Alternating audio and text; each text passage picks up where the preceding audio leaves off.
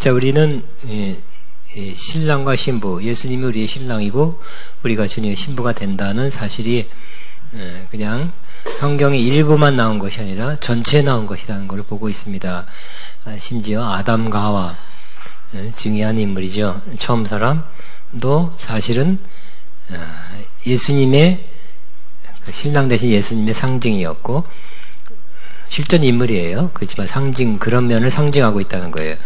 그리고 하와는 실존 인물이지만 또 신부되는 우리를 하나된 아담과 하와가 결국 하나 됐죠. 한 몸이고 교제하면서 함께 일도 하고 살았어요.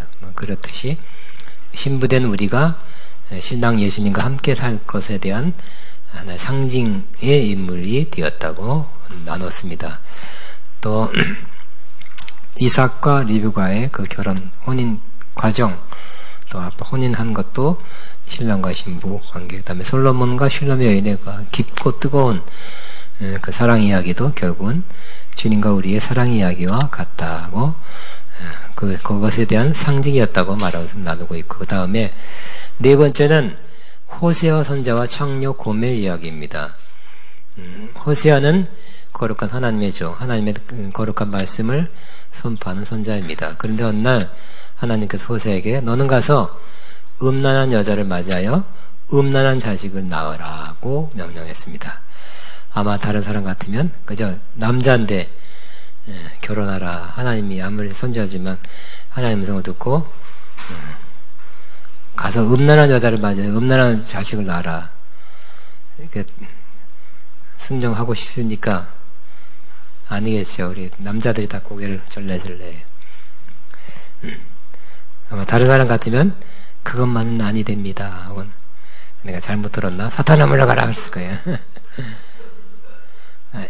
그 남자, 그 음란한 여자한테 네가 하나님은 그냥 거의 반강제적 명령해서 가서 네 아내로 맞이해서 또 그런 여자의 자식을 낳아라 했다는 것은 정말 결혼은 소중하죠.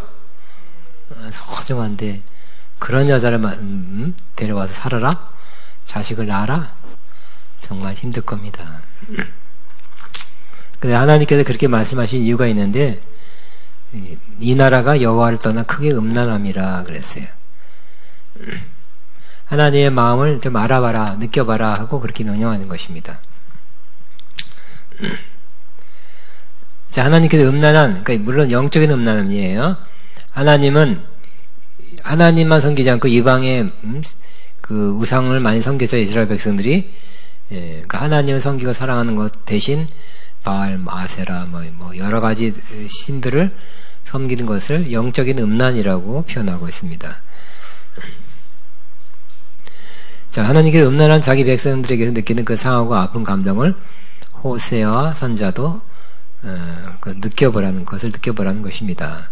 선자는 참 훌륭한 선자네. 순종에 결혼했어요. 정말 억지로 마지못해 그냥 순종 때문에 한 거죠. 여기 남자들은 다 순종 안 못하겠는데 다 호세아는 순종했네.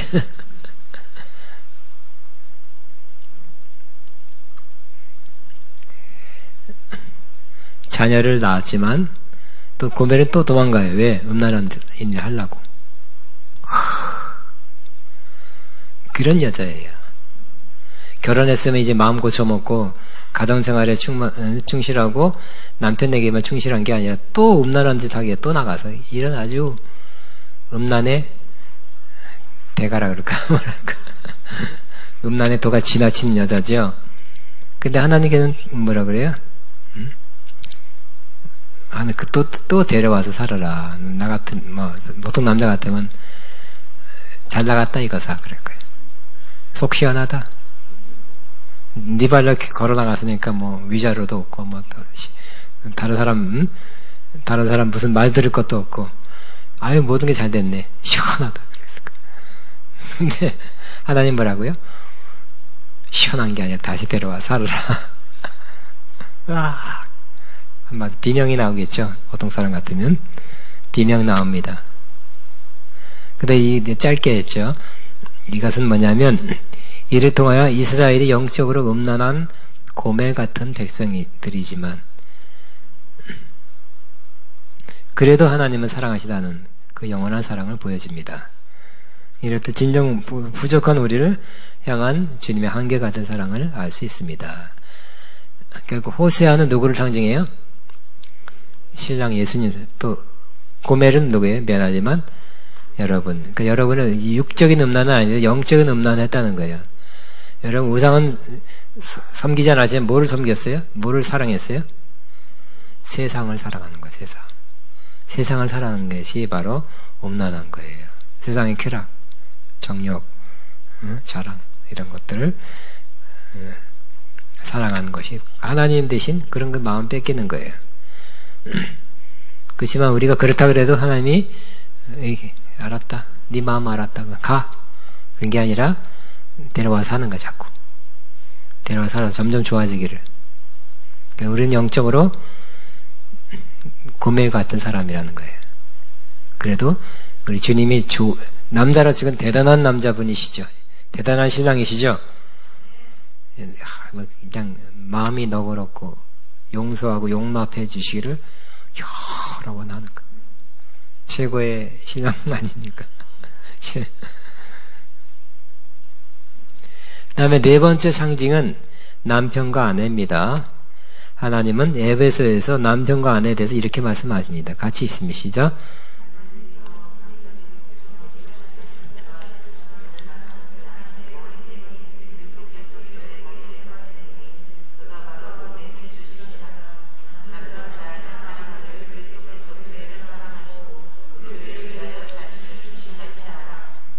그리고서 마지막 결론 보면 이렇게 말씀합니다. 이 비밀이 크도다.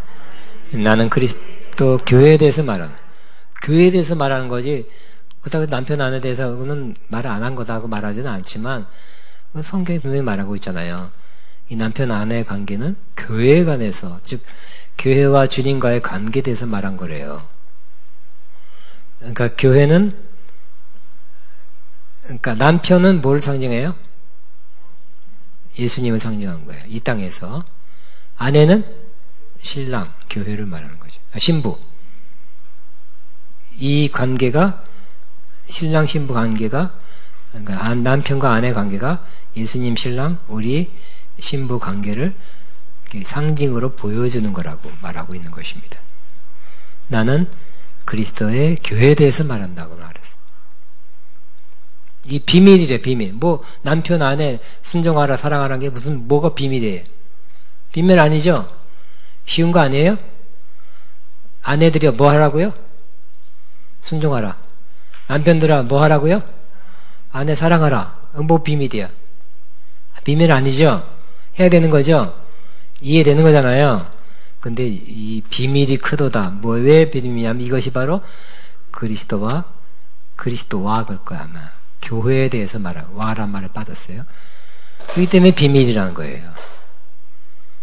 그러니까 그리스도 신랑 신부 관계는 정말 성경에 비밀처럼 살짝 가려 있어요. 살짝 가려 있지만 이렇게 들춰보고 잘 해석만 잘하면 그것을 말씀하시려였구나라는 것을 알 수 있는 거예요. 나는 그리스도와 와란 말 뜻이에요. 교회에 대해서 말하노라. 사실 이 땅에 있는 것은 하늘의 모형이며 하늘 것이 진짜입니다. 부부관계도 주님과 우리와 관계를 나타내는 그림자입니다. 우리가 우리의 남편에게 순종하듯이 주님에게 더 순종해야 하고, 남편들이 아내에게 사랑해야 하듯이 주님 우리가요 목숨을 내놓으실 만큼 우리를 사랑하였다는 것을 다는 깊은 의미를 담고 있습니다. 그래서 왜 짧게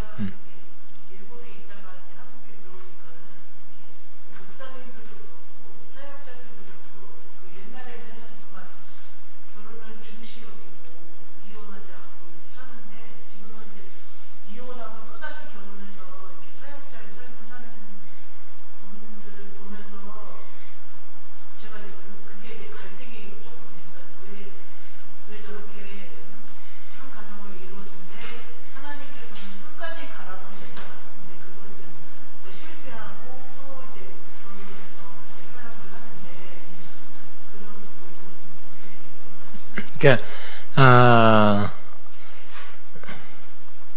현 시대 각 교단의 상황에 대해서 말씀드릴게요.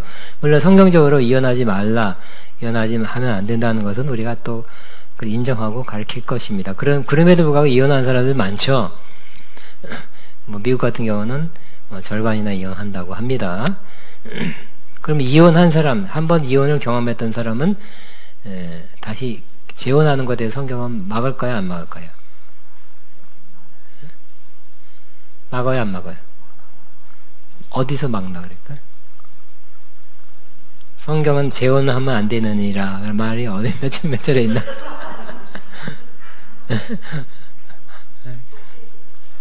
에? 어디서? 사도 바울은 이제 권면상이죠. 임박한 환란, 때가 마지막이 됐기 때문에 혼자 사는 것이 낫다. 이렇게 고린도서 7장에 말한 거고요. 근데 이혼하면 이혼한 사람이 재혼하면 안 된다는 건 아니에요. 혼자 사는 것이 남편 혹은 아내한테 얽매이지 않기 때문에 자유롭게 신앙생활 잘할 수 있기 때문에 더 권장하는 거죠. 그러면 재혼하는 것에 대해서 성경이 꼭 막는 건 아니에요. 재혼하는 것에 대해서. 이렇게 눈이 조은지 지사님 이렇게 그냥 심각해. 그래요? 그 두 번째, 그러면 한 번 이혼한 사람이 갈라졌어요. 예? 이혼했던 경험이 있어요. 그 사람이 혼자 살든지 아니면 재혼해서 사는 사람이 주의 종이 돼서 목사 안에서 받을 수 있을까요? 없을까요? 예? 아니, 여러분 생각은 어떤 게 옳은 것 같아요?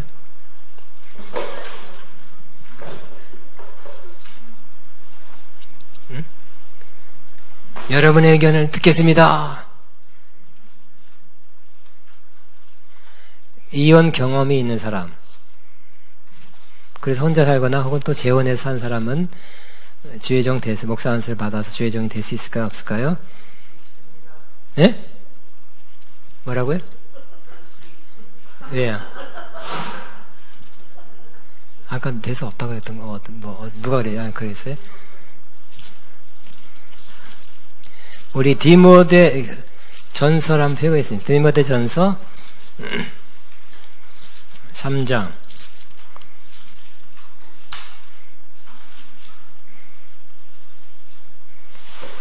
감독이란 말이 사실 요즘 목사님하고 비슷한 개념이에요. 그 당시에 감독은 영혼을 감독한다는 의미에서 감독이란 말을 썼습니다.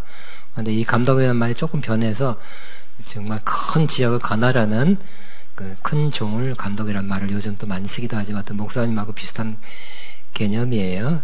그런 감독의 자격이 뭘까요?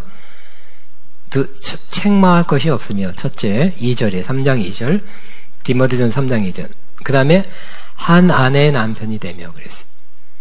그러면 한 여자와 결혼했다가 이혼하고 이번에 재혼했으면 두 아내의 남편이 되잖아요. 두 여자의 남편 맞죠? 그럼 안 되겠네. 아예 이혼했으면 혼자 살던지 두 아내가 안 되기 위해서는. 그러니까 안 되겠네. 재혼해서 살면 감독은 안 되겠네. 그런 건가요? 여기서 한 아내의 남편이 된다는 건 무슨 말이냐면 지금 현재 한 아내의 남편이라는 뜻이에요. 그러니까 옛날에 아내가 둘 그런 것도 있잖아요. 그죠? 그러지는 않아야 된다는 뜻이에요. 현재적으로도 재혼한 사람들은 그래서 두 번째 결국 호적에 두 번 올라간 거죠. 그런 사람은 목사 안수 못 받는다 그러지는 않아요. 그러니까 재혼해도 주의 종이 되거나 하는 데는 결격 사유가 되지는 않는, 현재 그렇다는 거예요. 교단이 자유 예.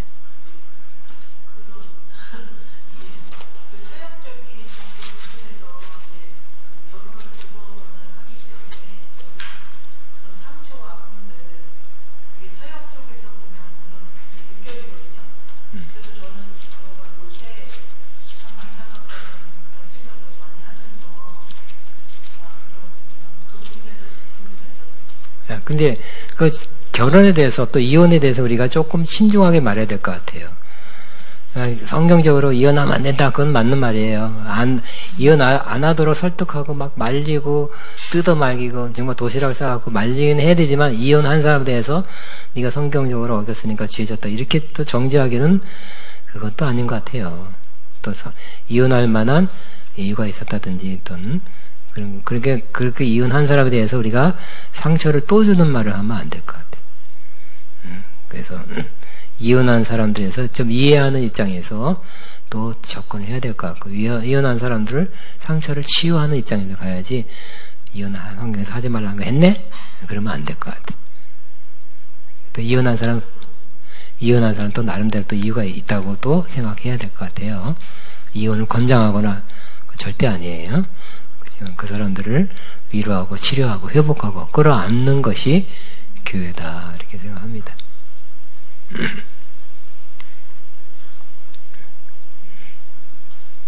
아주 미국 같은 경우는 큰 교회 가면 또 이렇게 이혼한 사람들 또 따로 모아서 그룹을 만들어주는 경우도 있어요. 비슷한 처지에 있는 사람들을. 되게 숨기잖아요. 근데 미국은 좀 덜 숨겨요. 그리고 또 예를 들어 이혼해서 이제 남편하고 살고 있는데 옛날에 결혼할 때 첫째 남편이 나타나면 어떻게 될까요? 깍 놀라잖아. 근데 그 미국 사람도 아는 그런 것 같아. 속에 우리 첫 번째 남편입니다 그러더라고. 그리고 제가 어떤 책을 미국 사람이 여자분이 쓴 책을 봤는데 신령해요. 성경적이고 신령한데 그분도 그 책에다 썼더라고요. 내가 첫 남편하고 결혼했을 때는 뭐가 어쩌고 나 지금 두 번째 남편 너무너무 잘해주고 어쩌고 그러더라고.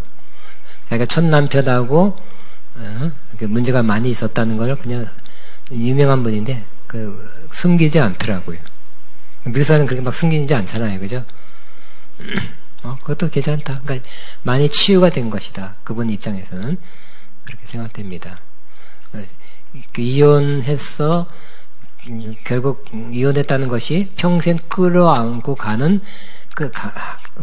가야 되는 상처라는 큰 실수라고 생각하게 해서는 안 돼요. 그러니까 이혼을 하게 막지만 한 사람에 대해서는 불편함을 주거나 하지 않고 위로와 회복을 하게 해야 되겠죠. 예, 자, 교재로 돌아오겠습니다.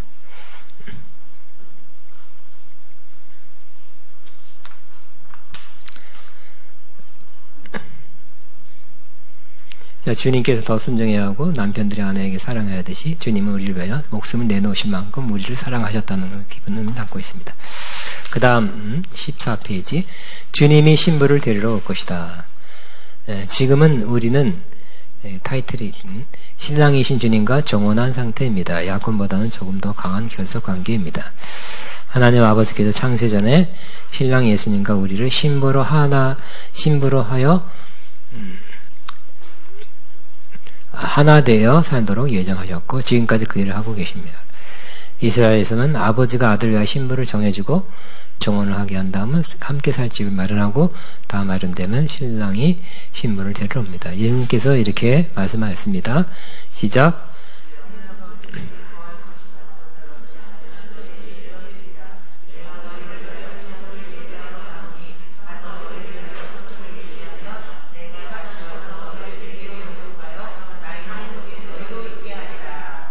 이는 신랑이 신부에게 하는 말씀입니다.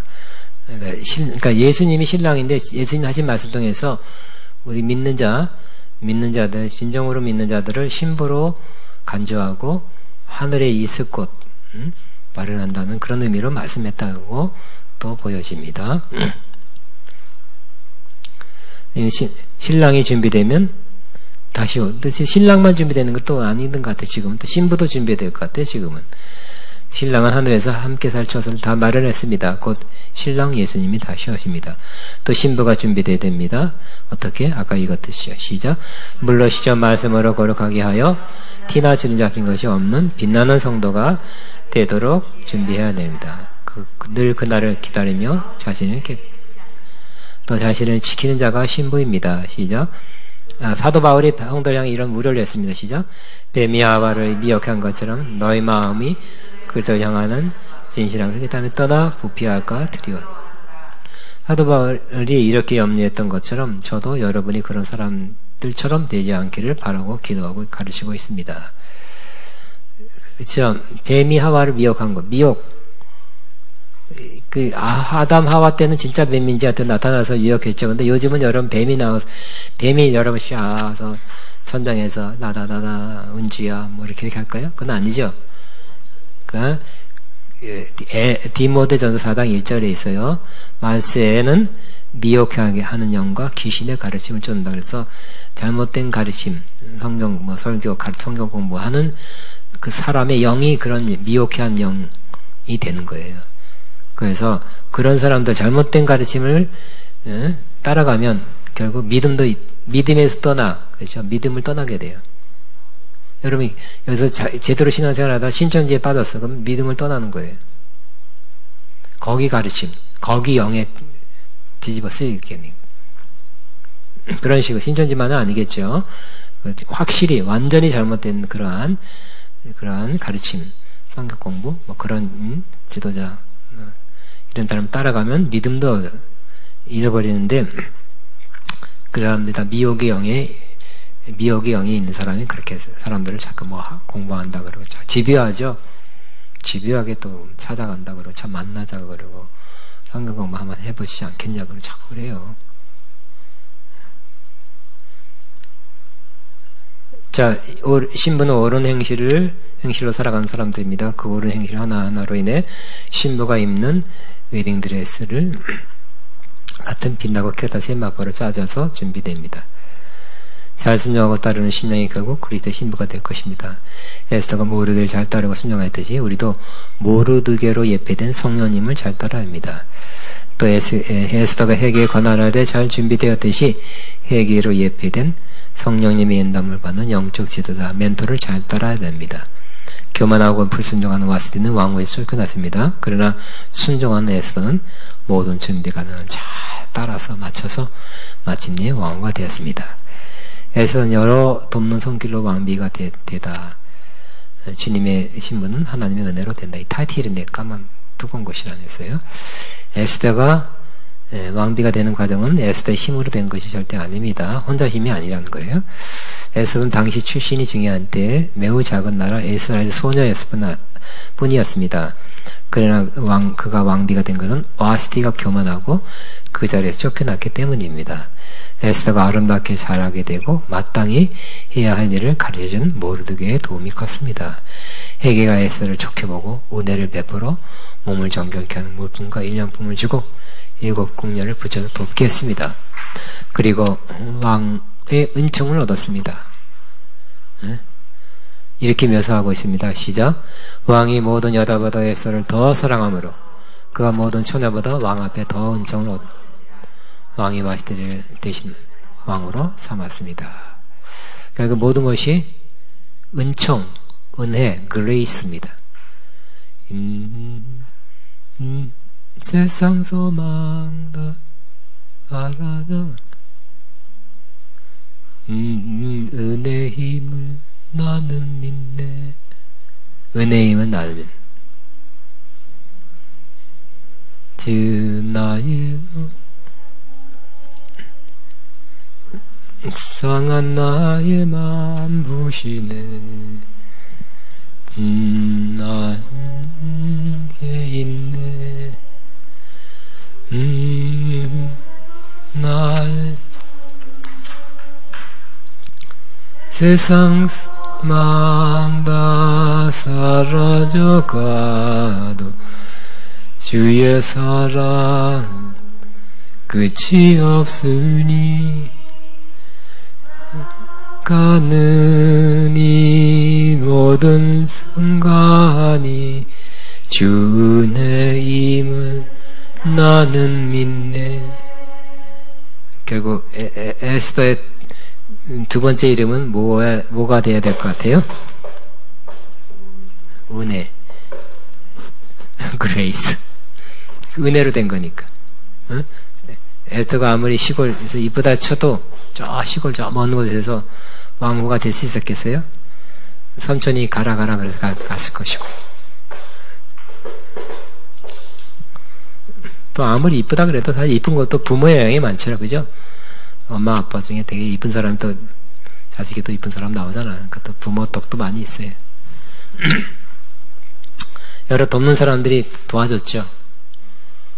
회계 또 공녀들 도와줬어. 자기 혼자 힘으로 된 거 아니죠.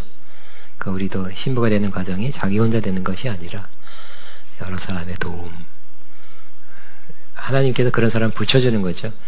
그것도 은혜.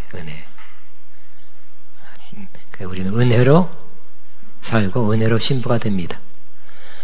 주님 앞에 고백하면 나는 은혜로 살고 은혜로 신부가 됩니다. 시작. 나는 은혜로 살고 은혜로 신부가 됩니다. 아멘. 그래서 은혜란 말 좋아하죠. 그래서 우리 아가페에도 김은혜, 정은혜, 조은혜 많아요. 너무 은혜를 받다 보니까 은혜란 단어가 너무 좋은가 봐. 이름도 받고 좋은 은혜로 바꿀 마음은 없습니다. 은혜의 주입니다. 은주, 은혜의 주. 아, 그래요. 그렇군. 아, 몰랐습니다. 이제 알았습니다. 질문 있어요? 선교사님 질문 있어요 또? 네. 이제 2부가 시작돼. 새로운 장면이, 새로운 국면이 시작되는 거예요. 지금부터. 신부가 될 때까지 왕후가 될 때까지 좋았죠? 아름다웠죠? 근데 이제부터는 폭풍이 부는 거예요. 폭풍이. 태풍이 부는 거예요. 태풍.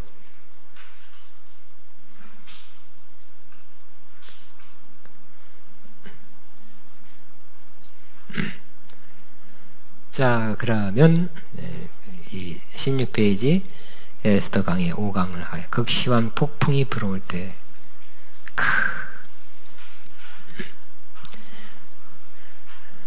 에스더가 12개월은 아직 이 본문이 자, 에스더 3장 1절부터 오늘 이거 다는 못해요. 그러나 한 대까지 하겠습니다. 자, 성경 에스더 3장을 한 번 다 같이 752페이지를 같이 읽습니다. 시작. 그 후에 여러분 크게 읽어요. 제가 목이 아프네요. 시작. 그 후에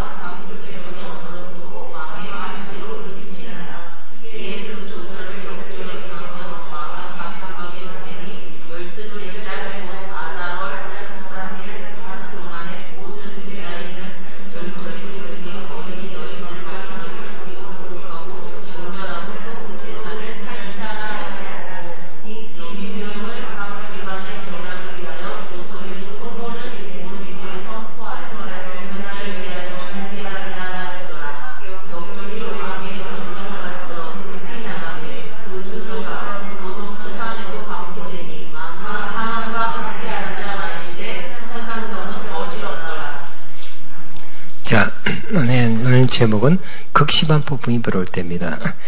에스더가 12개월은 몰약과 형품으로 정결하게 단장한 후 왕에게 나갔을 때 왕은 그 모든 여자보다 에스더를 더 사랑하게 되었고 더 큰 은총을 주어 에스더를 왕후로 채택하였고 큰 잔치를 베풀었습니다. 이 모두가 다 은혜라 그랬어요. 왕도 은혜를 베푼 거예요. 좋게 본 거예요. 어떤 면은 시골 여자잖아요. 시골 처녀. 그런데 모르드게와 유대 민족 전체에 극심한 폭풍이 불어닥쳤습니다.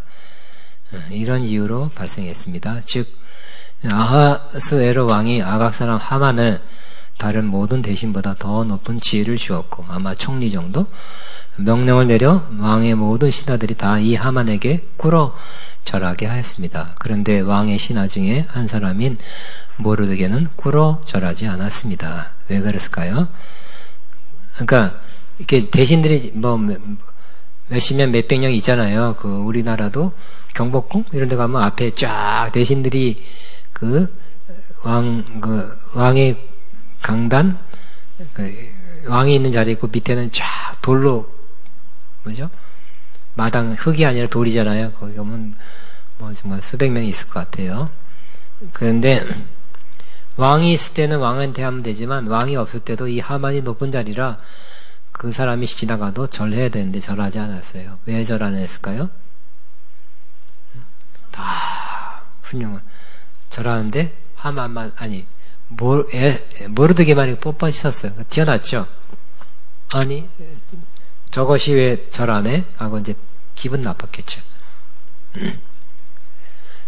왜 안 했을까? 가장 유력한 해석은 그가 율법대로 하나님 외에 어떤 우상이나 사람을 포함한 피조물에게 절하지 않으려는 믿음의 행동 때문에 생겨난 것이었습니다. 그러니까 율법대로 안 한 거라는 거죠. 다른 신하들이 권하여도 듣지 아니했습니다. 절해. 근데도 사실 이 모르드게도 유대인이죠. 이 페르시아는 다른 나라잖아요. 그죠? 근데 거기까지 온 거예요. 그리고 사실 이 모르드게는 그 나라의 하급 관리가 돼 있었어요. 관리가 돼 있어서 거기에 그 대신들이 모이는 수백 명, 뭐 수천 명인지 그 자리에 한 자리, 뭐, 하여튼 뭐 말석이라도 차지하고 있었어요. 그래서 절하는 거 뻣뻣이 있는 걸 보고 다른 대신들이 좀 이렇게 위험하니까 좀 절하라 그랬을 때도 안 했습니다. 신하들이 이 사실을 하만에게 알렸고 모르드게가 유다 사람인 것도 알렸습니다. 그랬더니 교만한 사람 하만은 이 말을 듣고 매우 노하게 되었고 모르드게만 죽이는 것으로 만족하지 않고 유대 민족을 다 죽이려고 작정했습니다. 우리도 믿음을 살면 칭찬받을 때가 있지만 많은 경우 세상 사람으로부터 비난과 조소와 핍박을 받을 때가 있습니다. 성경은 예수 믿는 자가 핍박을 받으리라고 말씀하고 있습니다. 사도행전의 시작. 우리가 하나님 나라에 들어가려면 많은 환난을 겪어야 할 것이다. 마음이 좀 불편하죠? 하나님 나라에 들어가기까지 많은 환난을 겪는데요. 성경이에요, 지금. 그러니까 한 가지 환난도 아니고 많은 환난이래. 예수 믿으면 복 받는다고 그랬는데 복은 무슨 복이 아니라 환난 받는다 그러네. 그래도 믿겠습니까? 그래도 믿어야 되겠죠. 환난도 결국 우리를 좋게 하는 합력해 선을 이루게 하는 요소죠. 환난이 있다는 거 할 수 없는 것 같아요. 필수인 것 같아요. 필수. 기도 많이 하면 환난이 없어지겠죠. 환난이 오지 않도록 기도하면 되겠죠. 그래도 기도해도 와요. 기도해도. 믿음이 크면 안 오겠죠. 믿음이 커도 와요. 하도 마을까지 믿음이 큰 사람도 환난을 받았으니까. 그죠? 센 환난 받았거든요. 그래서 죽는가 보다 한 그 정도의 큰 환난 받았어요. 다시 한번 우리 마음에 새기기 위해서 한번 우리가 하나님 나라에 들어가려면 많은 환난을 겪어야 할 것이다. 아시죠?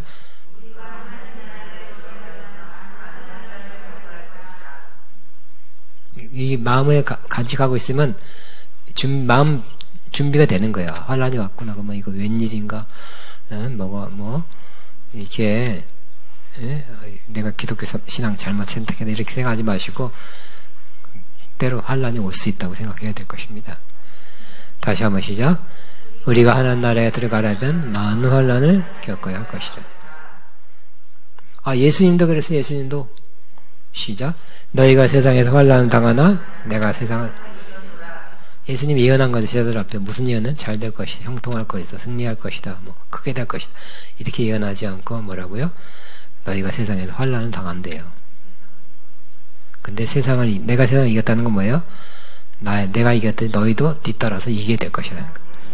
근데 당하는 건 당한대. 근데 또 나중에 이기는 건 또 이긴대. 이게 바른 길이죠. 환란 없이 승리만 없고요. 환란이 있어야 승리도 있는 거죠. 전투가 있어야 승리가 있는 거죠. 아무 전투 안 하면 승리가 있을까요?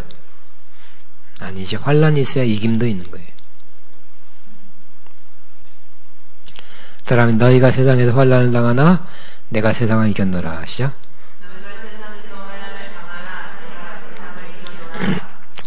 또 무릇 그리스도 예수 안에서 경건하게 살고자 하는 자는 박해를 받으리라. 시작.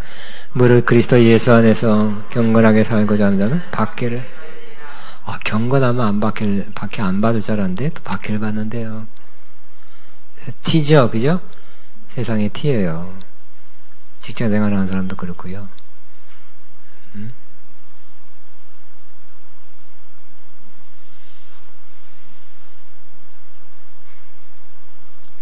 이번에 LH 직원들이 광명시흥에 미리 그게 신도시 개발을 알고 땅을 많이 사놨잖아요, 그죠? 난 그러면 안 돼. 그러면서 난 빠지면 될까요? 저 꼴통 같은 게 막 욕 많이 먹었을 거예요, 그죠?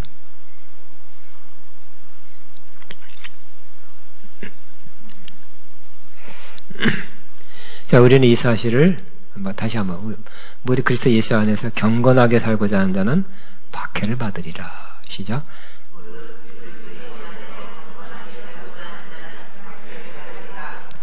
우리는 이 사실을 받아들여야 됩니다. 우리가 믿는 자로 사는 것 매우 복된 일입니다. 진정으로 믿은 자답게 사는 것은 칭찬받을 만한 일입니다. 그러나 그렇게 살면 이 세상에서 주님은 칭찬해도 이 세상 사람들은 때로 다 항상 그런 건 아니고요. 때로 핍박할 때가 있다는 것이.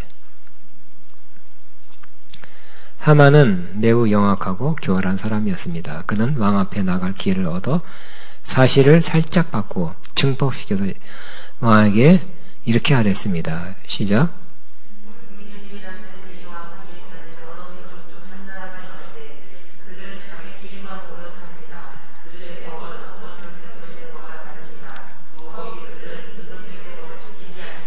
사실이 아니죠.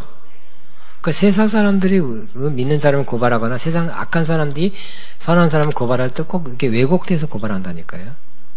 말도 왜곡되게 나쁜 소문 퍼뜨려요. 이 크리스천을 욕할 때 꼭 이런 식으로 욕하고 비난하고 나쁜 말. 자기끼리나 모인데 가끔 모인 때가 있겠지. 물론 있겠죠. 예배 드릴 때. 그렇지만 그들의 법, 사실 율법이잖아요. 율법은 있잖아요. 율법은 지켜야 되잖아요. 그렇다고 해서 이 세상 법을 안 지키는 건 아닌데, 안 지킨다고, 임금님의 법을 안 지킨다고 이렇게 왜곡되게, 임금님의 법을 안 지키면 큰 잘못이잖아요. 그러니까 그걸로 딱 걸어서 넘어뜨리려 하는 거죠. 지금이나 옛날이랑 똑같네요. 그죠? 그 다음 17페이지. 시작.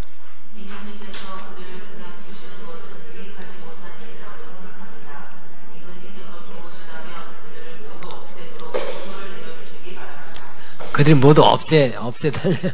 와. 근데 없애는데, 왜 그래요? 임금님의 법을 어긴다는 거예요. 그 없애야 되겠죠?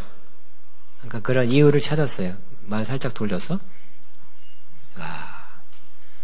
그들을 모두 없애도록 조서를 내려주시기 바랍니다.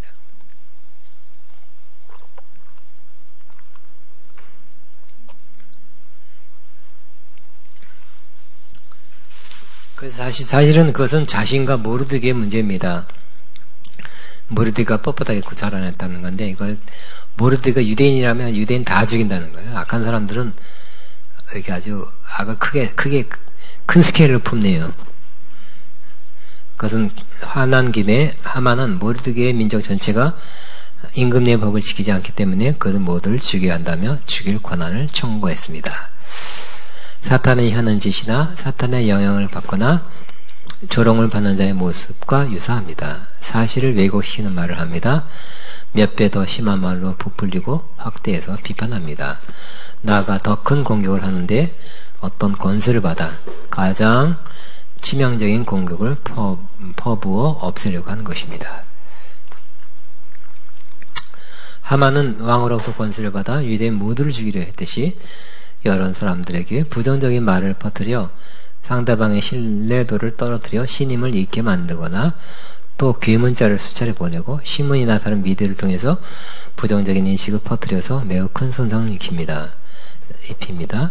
저는 이런 공격을 여러 번 받았습니다. 그 얘기는 안 할게요. 시간이 길어지면. 그러니까 여러분, 야, 김집사, 너한테만 얘기할까? 너, 박집사가, 뭐, 저거, 이거는 아무것도 아니에요. 그것도 안 해야 되겠죠? 뒤에서 쓰고서 비판하는 거 안 해야 되지만, 이 세상 사람들이 크리스찬을 또 교회를 비판하는 것은 아주 심각하게 언론을 통해서 코로나 때 굉장히 많이 받았지만, 그리고 또 교회를 비판하고 크리스찬을 비판하는데 그냥 언론에서 나쁘다 이것도 참 그래서 크리스찬의 그 인식을 나쁘게 만드는 것도 있지만 더 나쁘게 되면 뭐예요? 법을 만드는 거예요.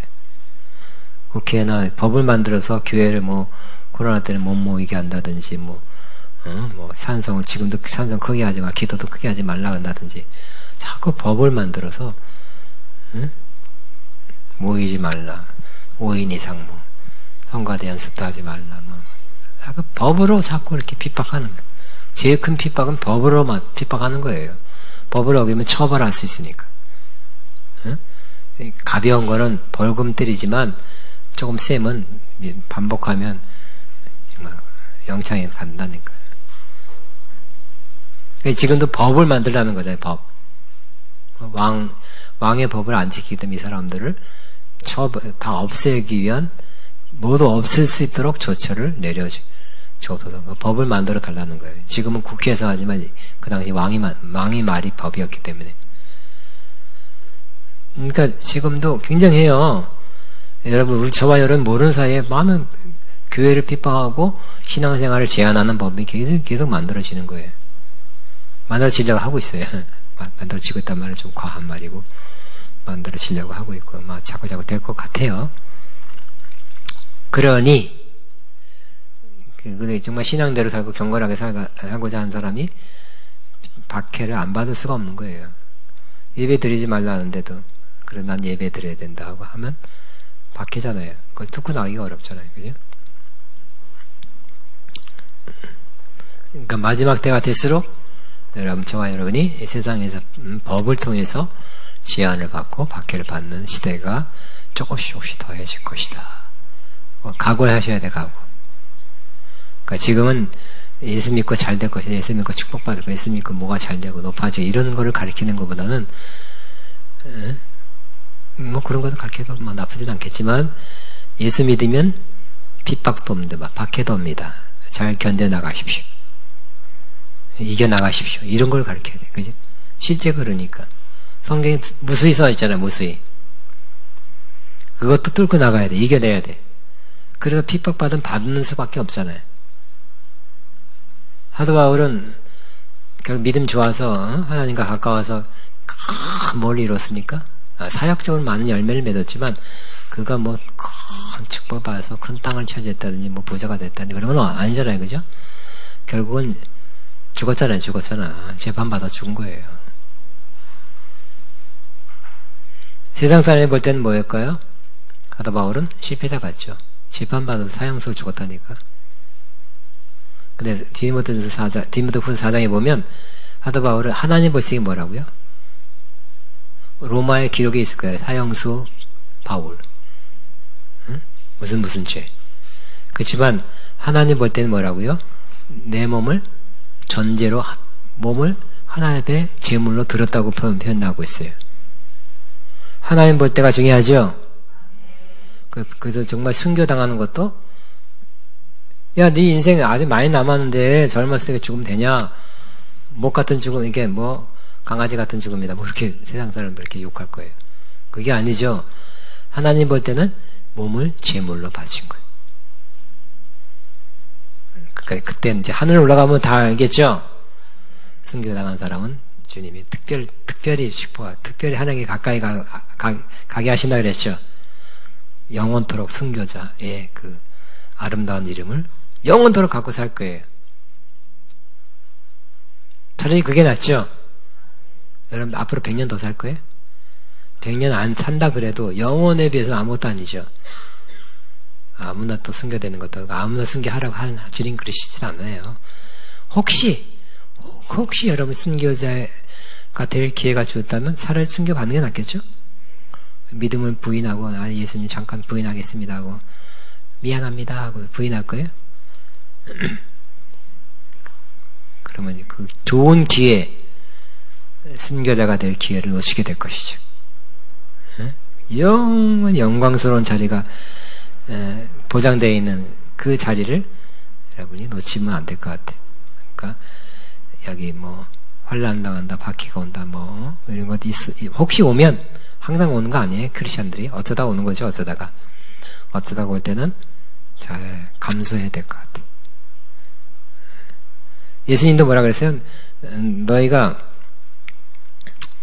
선자 이름으로 뭐 핍박을 받으면 뭐하라 그래요? 슬퍼하라 그러지 않고 기뻐하라 그랬죠. 하늘의 상이 큼이라 그랬죠. 오케이, 이거 하나 넘어가요.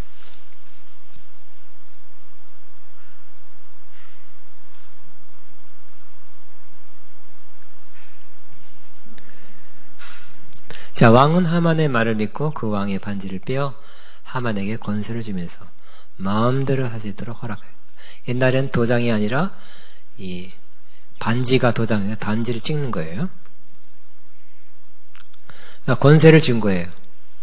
네 뜻대로, 네가 말한 대로 이렇게 네가 시행할 수 있도록 내가 권한을 위임해 준다는 뜻입니다.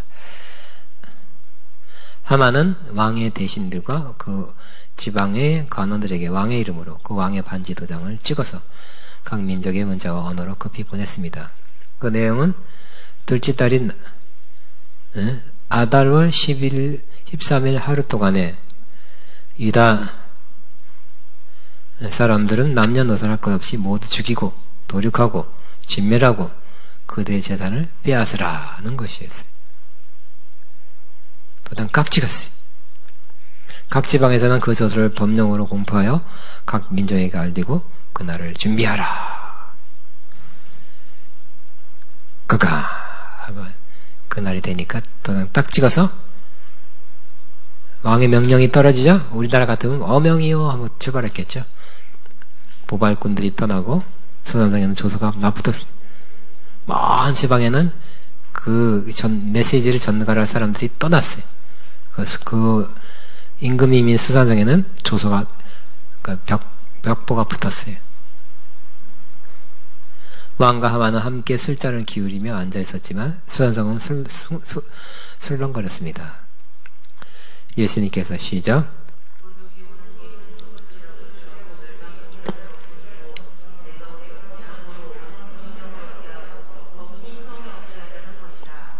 이렇게 도둑 같은 사탄이 사람을 통해서 우리의 삶과 비전, 재산, 건강, 사역 등을 도둑질하고 죽이려 하고 멸망시키려 할 때 잘 견디고 나아가서 최후에는 마침내 승리하게 되시기 바랍니다.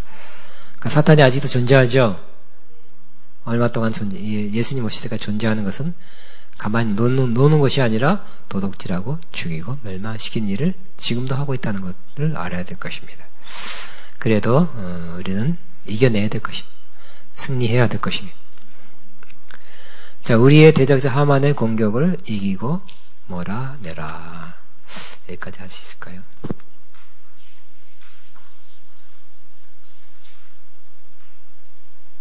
10분. 그런데 이 본문에는 또 다른 차원의 깊은 영적 의미가 숨겨져 있습니다. 6, 7, 8, 9. 그것을 함께 나누겠습니다. 그것은 이 본문을 더 영적인 의미에서 풀어가는 것입니다. 우리가 모르드게는 성령님의 역사를 보여준 보여주고 상징하는 사람으로 나온 적이 있습니다. 이 모르드게가 에스에게 한 것처럼 성령님은 우리를 양육하고 우리를 온전케 만들며 우리에게 보혜사, 헬퍼, 카운셀러, 애드버킷, 그러니까 변호사, 스트렝스너, 힘주는 자로서 성령님으로 가까이 와 계시며 우리를 보살펴 주시는 분입니다. 또 우리에게 왕 대신 예수님 앞으로 인도하고 우리를 그리스도의 신부가 되게 하신 분입니다. 에스더는 구속받은 우리 영을 상징합니다. 우리 영은 예수님을 믿고 구원받을 때에 물과 성령으로 다시 태어나게 되었습니다. 온전히 새로워진 것입니다. 그러나 아직 육은 남아 있습니다. 모르드게를 죽이고 싶을 만큼 미워한 하만은 무엇을 상징합니까? 성경 자체에 답이 있습니다. 이 사람의 근원을 따져가면 더 힌트가 있어요. 근거가 있습니다. 이 하만은 아각 사람 함무다다의 아들이라고 되어 있습니다. 즉 아말렉 사람입니다. 이 아말렉 사람은 에서의 후예요. 에서가 누굽니까? 바로 이삭의 두 아들 중 한 사람이며 에서는 야곱에게 배고프다고 팥죽 한 그릇에 장자권을 팔아먹은 육신의 지배를 받은 사람입니다. 수상궁이 바로 전에 아말렉 왕국의 지역입니다. 하만은 자기 조상의 터전에서 자라서 페르시아에서 높은 자리까지 오른 사람입니다. 사울 왕 시절 하나님께서 사울 왕에게 아말렉과 그 아각 왕을 진멸하라고 했습니다. 그러나 사울 왕은 아말렉과의 전쟁에서 이겼지만 아각 왕을 살려주었고 그들을 다 진멸하지 않았습니다. 그리고 전리품 중 귀한 것을 빼돌렸습니다. 그 불순종으로 인해서 사울 왕은 그 나라의 왕위를 잃었고 결국 아말렉 사람의 손에서 죽음을 당하게 되었습니다. 반면 다윗 왕은 아말렉을 무찔렀습니다. 이처럼 아말렉을 진멸하고 하지 못한 차이가 너무 큰 결과의 차이를 가져왔습니다. 이 아말렉은 우리 안에 있는 육신이라는 타락한 인간적 본성을 상징합니다. 이 육신의 본질을 잘 알아야 합니다. 사도 바울도 시작. 내에서 곧 내 육신에 선한 것이 거하지 않는 줄을 아노니 원함은 내게 있으나 선을 행하는 것은 없도다. 그러니까 여러분이 성령 받고 성령의 불 받고 성령의 기름을 받아도 육신이라는 인간의 본성은 죽을 때까지 없어지지 않는 거예요. 인간의 본성. 그냥 충만할 때는 안 나타나는데 안 충만하면 쏙 올라온다는 거예요. 욕망이 안 올라올까요? 충만하지 않을 때 싹 올라온다는 거예요. 자, 그 다음에 사도 바울은 시작. 내 자신이 마음으로는 하나님의 법을 내 육신으로는 죄의 법을 섬기니라 그랬어요. 마음으로 여러분 주님의 기쁨 되기 원하네. 내 마음을 새롭게 하소. 이렇게 마음으로 주님을 뜻대로 살고 싶고 주님 기뻐하는 모습 살고 싶죠. 그러나 육신의 본능이 아직 남아서 그 욕망을 따르고 질투하고 여러 가지 파당을 치고 이렇게 본능이 아직 남아있다니까요. 존재하고 있다니까요. 어떻게 해요? 마음, 영은 하나님 뜻대로. 육신은 육신의 본능과 욕망대로 살고 싶어 하는 거예요. 싸워요. 그 육신의 열매가 뭐냐면 여기 나와 있습니다. 시작. 음행과 더러운 것과 호색과 우상숭배와 주술과 원수 맺는 것과 분쟁과 시기와 분냄과 장리는 것과 분열함과 이단과 투기와 술취함과 방탕함과 그와 같은 것들이라. 전에 너를 경계한 것처럼 경계하노니 이런 일을 하는 자들은 하나님 나라를 유업으로 받지 못할 것이요. 우리 안에 거듭난 영이 있고 또 육신이란 타락한 본성도 아직 그대로 있습니다. 거듭나서 하나님 나라가 하나님의 자녀가 된 이후에도 계속 이 두 가지 본성은 서로 주도권을 잡기 위해 싸우고 있습니다. 성령님은 절대로 육신에 복종한 일이 없습니다. 이전에 모르드게는 가까이 데리고 있으며 어린 에스더를 키웠고 에스더가 왕부 후보의 한 사람으로서 후궁이 들어왔을 때에도 날마다 에스더의 안부를 묻고 어떻게 될 것을 알고자 하여 가까이 왔다 갔다 했습니다. 또 에스더가 왕비가 되었을 때 궁궐 문에 앉아서 에스더에 관심을 기울였습니다. 그렇듯이 성령님은 우리에게 가까이 오시어 함께 하시고 우리를 도와 우리 영이 욕을 이기도록 인도하시고 있습니다. 성경은 이렇게 말씀하고 있습니다. 시작. 너희는 성령을 따라 행하라. 그리하면 육체의 욕망을 이루지 아니하리라. 육체의 소욕은 성령의 소욕을 거스리고 성령은 육체를 거스리라니 이들이 서로 대적함으로 너희 원하는 것은 하지 못하게 하려 함이라. 우리는 사울왕이 아말렉을 진멸하지 아니하고 오히려 자기가 멸망당하게 되었듯이 육신에 져서 육신의 종으로 계속 살아서는 안 됩니다. 우리의 아말렉 곧 우리의 육신을 멸하게 해야 합니다. 아말렉을 쳤지만 그 중에 좋은 거 몇 가지 살려주고 빼돌려 숨겨둔 사울, 그죠? 그래서 나는 이런 거는 좀 숨겨놓는 게 있죠. 나는 그래도 컴퓨터 게임은 안 예를 들어서 좋아하는 거 술 예를 들어서 세상 음악 그 육적인 것 몇 가지 챙겨 놓으면 안 돼요. 다 없어요.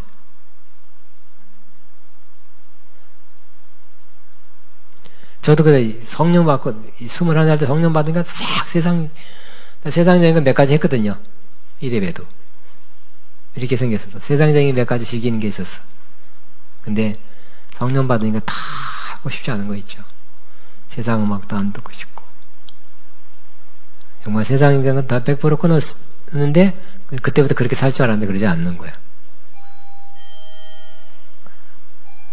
그만할게. 내가 너무 중요한 진리를 다음에 조금 반복하면서 강조할 것입니다. 다 됐네? 맞이할까 요거? 10시. 찬송가 중에도 주 예수보다도 귀한 것은 없네라는 곡이 있는데 그 중에 주 예수보다도 귀한 것은 없네. 이전에 즐기던 세상의 주 사랑 한 번 빼지 못해. 이렇게 불렀다가 은혜 받았을 때는 또 시간이 슬슬 지나니까 얼마 후에는 이 찬송가 가수처럼 살기도 하지만 얼마 후에 많은 사람들이 이전에 즐기던 세상의 즐거움 몇 가지를 다시 즐기는 그리스도인이 많습니다. 은혜가 떨어져서 그렇습니다. 정확한 표현으로 처음 은혜 받았을 때는 성령 충만하였습니다. 그러나 이후 성령 충만한 삶을 살지 못하니 다시 육신의 세력이 우리를 더 많이 지배하게 되고 그 육신의 즐거움 중 몇 가지가 다시 올라와서 새롭게 생겨납니다. 이 말씀을 꼭 기억해야 됩니다. 시작. 너희가 육신대로 살면 반드시 죽으리로되 영으로서 몸의 행실을 죽이면 살리니 무릇 하나님의 영으로 인도함 받는 그 사람은 곧 하나님의 아들의 영이라. 핵심. 육신대로 살면 반드시 죽는데요. 영적으로도 죽을 거예요. 그 다음에 어떡하라고요? 그래서 영으로서 몸의 행실을 죽이면 살리니. 시작. 영으로서 몸의 행실을 죽이면 살리니. 다시 한번. 영으로서 몸의 행실을 죽이면. 그러니까 항상 우리는 탁 올라오는 그런 육적인 본성을 탁탁 죽여. 에이 아니야. 싫어. 그렇게 하면 안 돼 하면서 죽이면 살아가는 거예요. 그렇게 하면 영으로 계속 살아가야 될 것입니다. 하나님의 뜻을 이루고 하나님의 목적을 다 이루게 되는 영의 사람, 다윗 같은 사람이 될 것입니다. 안 그러면 사울 같은 사람, 중간에 망한 사람. 선택은 여러분에게 달려있어요. 주님의 도우심으로 육의 몸의 행실, 육신을 죽여서 하나님의 뜻을 다 이루기 바랍니다. 오늘 마쳤습니다.